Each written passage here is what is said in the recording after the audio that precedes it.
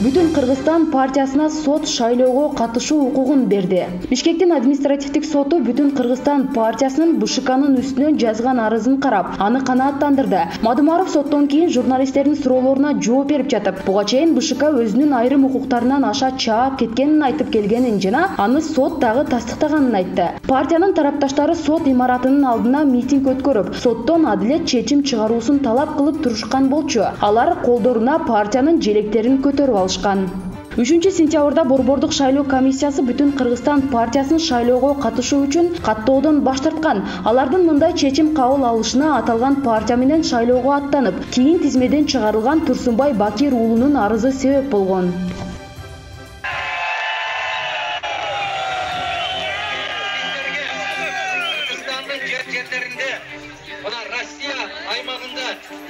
Казакстанда, Түркияда бардык жактан бизге телефон чалып атышат. Сыртына жүргөн биздин кыргыздар. Биз менен тилектеш экендигин, биз менен бирге экендигин билдирип отурушат. Мен сиздерге керемет таазим айтып рахмат айтам. Могул жерде 9 саат, 10 саат суу ичпей.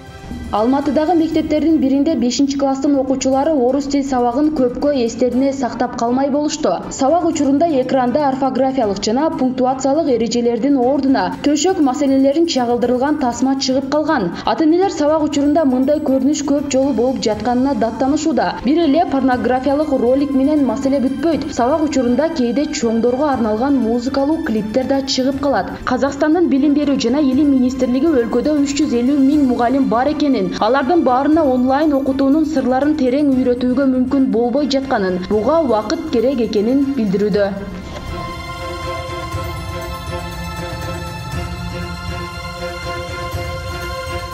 Коронавируска каршы вакцинаны сыноо убактылуу токтотулду. AstraZeneca фармацевтикалык компаниясы коронавируска каршы вакцинаны сыноонун акыркы баскычын улантууну убактылуу токтотту. Буга вакцина сайылган ыктыярчылардын бири түшүнүксүз ооруга чалдыкканы түрткү болду. Бул тууралуу компания 8-сентябрда кабарлады. Анда эмдөө көз каранды эмес комиссияга коопсуздугун текшерүүгө мүмкүнчүлүк бериш үчүн убактылуу токтотулганы жазылган. Комиссия муну кадыресе көрүнүш катары мүнөздөп, мындай текшерүүлөр сыноо маалында болуп турарын билдирди.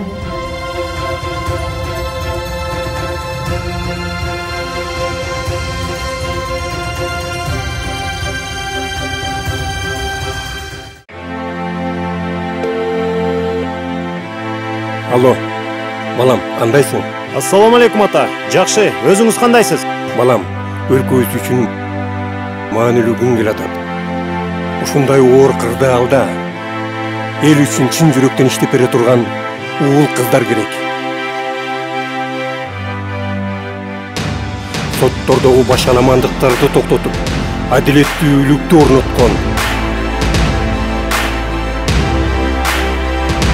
элге иш бере турган,